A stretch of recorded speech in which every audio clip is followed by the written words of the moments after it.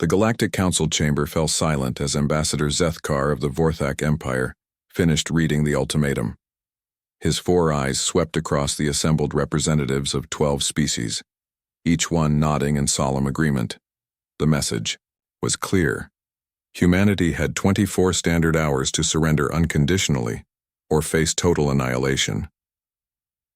"The humans are a plague," Zethkar declared, his mandibles clicking with authority.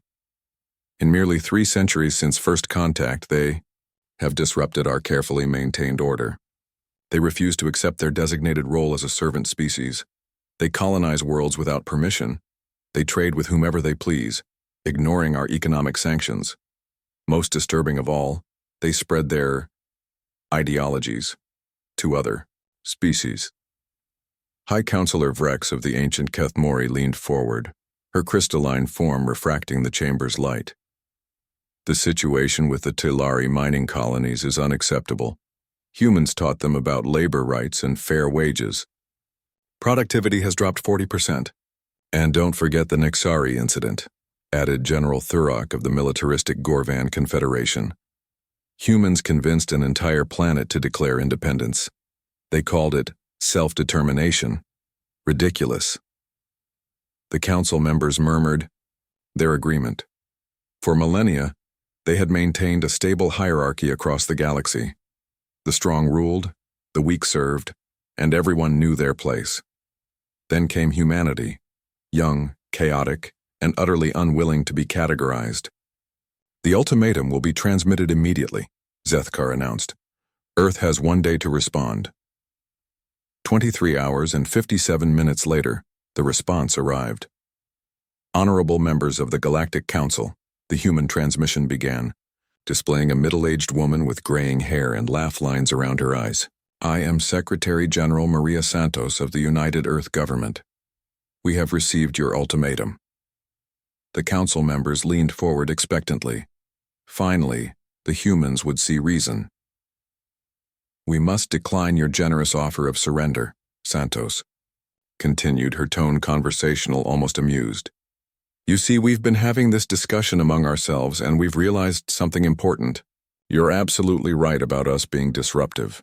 We are changing things and we're not going to stop." Zethkar's mandibles twitched in confusion. This wasn't the cowering response they had expected.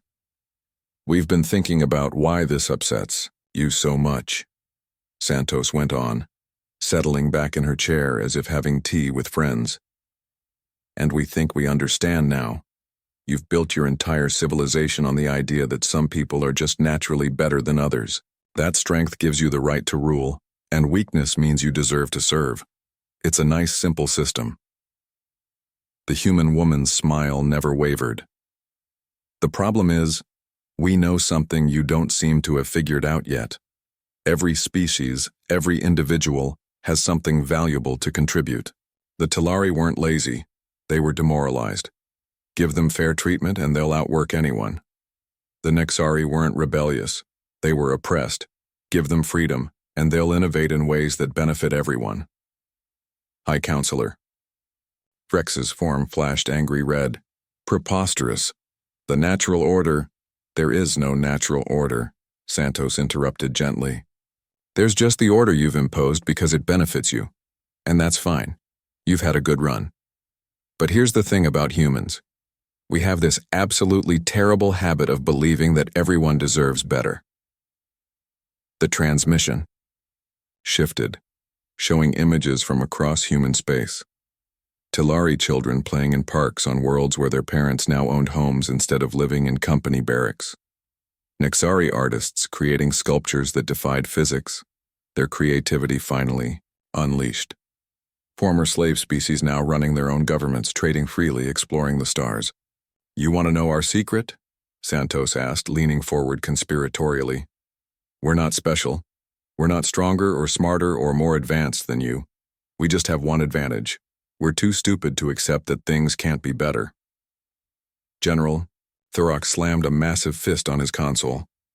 "Enough philosophy. Will you surrender or not?" "Oh, we already answered that," Santos replied, her smile widening. "We said no, but here's what we're offering instead. A new kind of council. 1. Where everyone gets a voice. Where decisions are made by consensus, not conquest. Where the measure of a civilization isn't how well it dominates others, but how well it lifts them up. And if we refuse? Zethkar growled. Santos shrugged. Then you refuse. We're not going to force you to be better. That would be rather hypocritical of us. But we're also not going to stop being ourselves. We're going to keep spreading our dangerous ideas about freedom and dignity and the radical notion that everyone matters. And species are going to keep listening to us because deep down they know we're right. She stood up, smoothing down her jacket. Your fleets are already moving toward Earth, aren't they? That's fine. We've been preparing for this conversation for quite some time. But before you arrive, you might want to check on your own territories. See how many of your loyal subjects are still feeling particularly loyal. The transmission cut out. Within hours, reports flooded in from across the galaxy.